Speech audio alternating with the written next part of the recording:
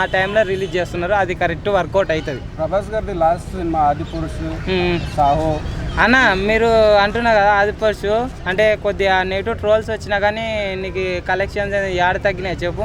Collections అయితే భారీగా వచ్చినాయి కదా. ఇప్పుడు అలాంటిది దీనికి పాజిటివ్ వచ్చి అంటే ఫస్ట్ డేనే ఇది 1000 crores అయితే క్రాస్ చేస్తుంది. ఇది మాత్రం పక్కా.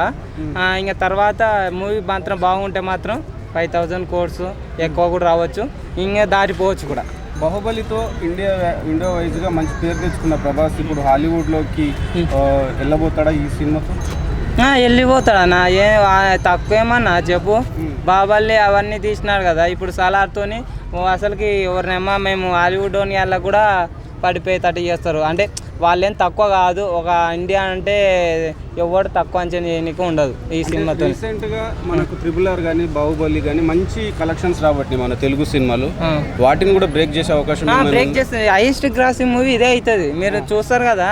మీ దీనికి అంటే ప్రభాస్ ఫ్యాన్ అయినా ఫ్యాన్ కాకపోయినా సలార్ మూవీ గురించి వెయిట్ చేస్తున్నారు. అలాంటిది ఇప్పుడు దీని గురించి అంటే కలెక్షన్స్ ఎందుకు రావనుకుంటున్నారు చెప్పు. కలెక్షన్స్ పక్క వస్తాయి. ఇంకా ఇప్పుడున్న జనరేషన్ అప్పుడన్నా ఇంకా ఎంత బాహుబలి టైంలో ఈ కొద్దిగా జనాభా తక్కువ ఉంది. ఇప్పుడు ఇంకా పెరిగింది.